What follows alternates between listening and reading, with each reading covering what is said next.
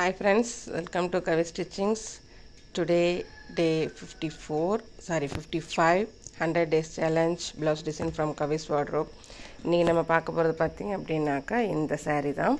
இது cotton saree model தான் இருக்கும், பட் சில்க் அண்ட் காட்டன் மிக்ஸ்டில் இருக்கும் இந்த saree. இந்த saree பார்த்தீங்க அப்படின்னாக்கா லோயர் பார்டர் அப்பர் பார்டர் ரெண்டுமே வந்து இந்த மாங்காய் டிசைன் இருக்கும். இது உள்ள பார்த்தீங்க அப்படின்னாக்கா வயலட் கோல்டு அண்டு ப்ளூ வந்து மிக்ஸ்டில் இருக்கும். saree பார்த்தீங்க அப்படின்னாக்கா இந்த மாந்துளிர் கலர்னு சொல்லுவோம் இல்லைங்களா, அது மாந்துளிர் வந்து ரெட்லேயும் கலந்துருக்கும் க்ரீன்லேயும் கலந்துருக்கும். அந்த மாதிரியான மாந்துளிர் கலர் அப்படின்னு சொல்லுவாங்க. கரெக்டாக அது என்ன கலர்னு என்னால் டிஃபைன் பண்ண முடியல. இந்த saree ஃபுல்லாகவுமே பார்த்தீங்க அப்படின்னாக்கா saree ஃபுல்லாகவுமே இவ்வளோ தான், இப்படி தான் இருக்கும்.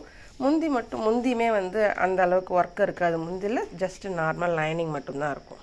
தெரியுதுங்களா? முந்தி கலர்லேயே தான், இந்த ப்ளூ கலர்லேயே தான் நமக்கு ப்ளவுஸும் வந்திருக்கும். அதில் இந்த saree வந்து அந்த மாந்துளிர் கலர் கலந்துருக்கிறதுனால தான் இந்த சாரியை வந்து நான் செலக்ட் பண்ணேன். இந்த சாரியுமே வந்து நான் சேலம் இளவரசி இளம்பிள்ளை சில்க்ஸில் எடுத்தது தான். இந்த சாரிக்கு நான் என்ன டிசைன் பண்ணியிருப்பேன் நீங்கள் நினைக்கிறீங்க? பாருங்கள்,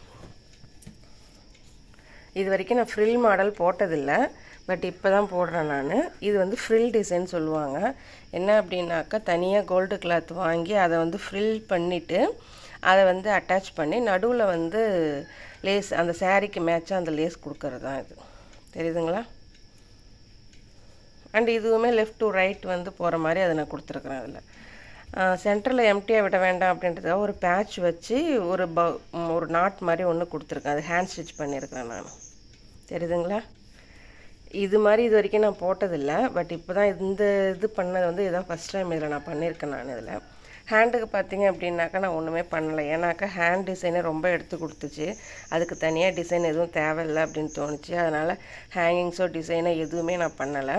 அந்த சாரியில் வந்த அந்த டிசைனோட நான் அப்படியே விட்டுட்டேன் நான். அதை ஃப்ரண்ட்லேயும் அதே மாதிரி ஃப்ரில் டிசைன் வச்சுருக்கேன் பாருங்கள். இந்த ஃப்ரில் டிசைன் பார்த்தீங்க அப்படின்னாக்கா இந்த பார்டருக்கு மேட்ச் ஆகிற மாதிரி கரெக்டாக மேட்சாக வச்சு நான் பண்ணியிருப்பேன் நான். இது சிம்பிள் தான், இது ரொம்ப சிம்பிள் தான். டெய்லரிங் தெரிஞ்சவங்க, நார்மலாகவே டெய்லரிங் தெரிஞ்சவங்க இந்த டிசைனை தைக்க முடியும். ப்ளஸ் டை நாட் பார்த்தீங்க அப்படின்னாக்கா இது வந்து கடையில் வாங்கின டை நாட்டு தான். இது நான் ஹேண்ட்மேட் எதுவும் பண்ணலை.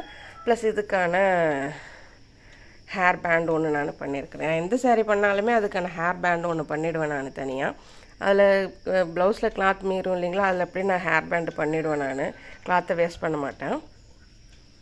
பாருங்கள், இந்த ஃப்ரில் டிசைன் யார் வேணாலும் பண்ணலாம். பார்க்குறதுக்கு ரொம்ப கிராண்டாக இருக்காது, பட் ஆனால் நீட்னஸ்ஸாக இருக்கும் இந்த டிசைன்.